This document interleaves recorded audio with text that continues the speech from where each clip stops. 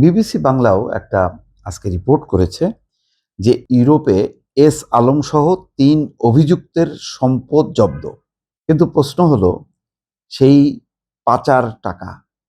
পাচারের টাকা দেশে আসবে কবে? এটার কিন্তু উত্তর নেই।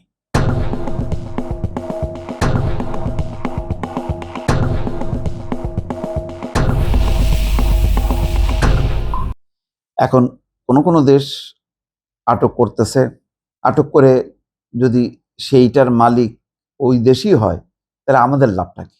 আমরা তো শুধু আটক দেখতে চাই না, আমরা চাই যে ওই পাচার টাকাটা দেশে ফিরুক। তা নিয়ে বিবিসির যে রিপোর্টে সেটা বলা হচ্ছে, ভূমধ্য সাগরের ছোট্ট একটি দ্বীপ রাষ্ট্র সাইপ্রাস, দেশটির রাজধানী নিকোসিয়ার একটি আদালত সম্প্রতি সেখানকার বিলাসবহুল একটি বাড়ি জব্দের আদেশ দিয়েছে। ওই বাড়িটির মালিক বাংলাদেশের অন্যতম আলোচিত শিল্পগোষ্ঠী এস আলম গ্রুপের কর্ণধার সাইফুল আলম। মিস্টার আলমের বিরুদ্ধে ব্যাংক জালিয়াতির মাধ্যমে ঋণ নিয়ে বিপুল পরিমাণ অর্থ বিদেশে পাচারের অভিযোগ রয়েছে। সেই অভিযোগ তদন্তের অংশ হিসাবে বাংলাদেশ সরকারের অনুরোধে নিকোসিয়া জেলা আদালত মিস্টার আলমের ওই বাড়িটি জব্দের আদেশ দিয়েছে বলে সাইপ্রাসের স্থানীয় গণমাধ্যমের খবরে উল্লেখ করা হয়।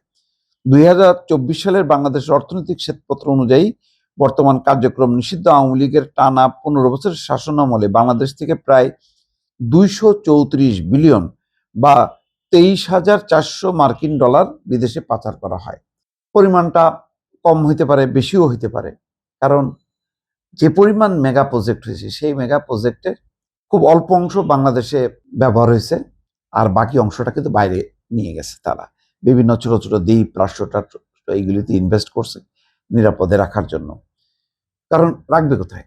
আমার একটা প্রশ্ন, আবার কিছু কিছু বাংলাদেশের বড় বড় ব্যবসায়ী আছে, তারা কিন্তু বিদেশে খুব একটা সম্পদ গড়ছে এটা কিন্তু খবর পাওয়া যায় না, বরং তাদের সমস্ত সম্পদ দেশে।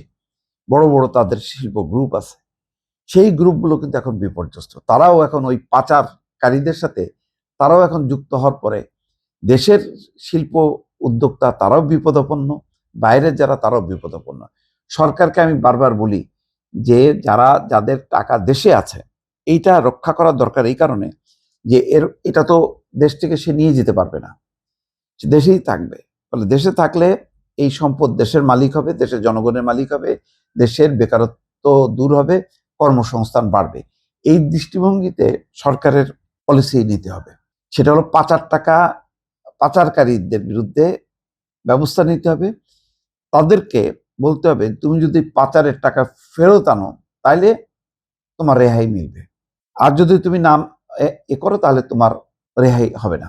আর দেশে যারা ইনভেস্ট করছে, যাদের শিল্প কল কারখানা প্রতিষ্ঠান আছে, তাদেরকে প্রোটেকশন দিতে হবে। তাদেরকে প্রোটেকশন না দিলে অর্থনৈতিক দুরবস্থা কিন্তু চরমে হবে। আজকে দেখলাম সিটি গ্রুপ বিপদের মধ্যে পড়ছে। সিটি গ্রুপ হলো বাংলাদেশের যত ভোগ্যপণ্য নিত্যপণ্য সব আমদানি করে। তো এই গ্রুপে ক্ষতিগ্রস্ত হওয়া মানে এটা কিন্তু পণ্যের উপরে, সরবরাহের উপরে চেনটা, সেটা কিন্তু বিপদে পড়বে। এরকম আরো কিছু শিল্প গ্রুপ আছে যেই মালিকদের বিরুদ্ধে নানা রকম মিথ্যা মামলা দিয়ে তাদেরকে হয়রানি করাচ্ছে, এবং তারা ভয়ে, জেল জুলুমের ভয়ে তারা কিন্তু দেশের বাইরে। তাদেরকে ফিরে আনতে হবে, কারণ তারা উদ্যোক্তা। তাদের বিকল্প তৈরি হইতেও লম্বা সময় লাগবে, কিন্তু ইন দ্য মিন টাইম দেশের অর্থনীতির কিন্তু সর্বনাশ হবে। এটা সরকারকে বিবেচনা রাখতে হবে।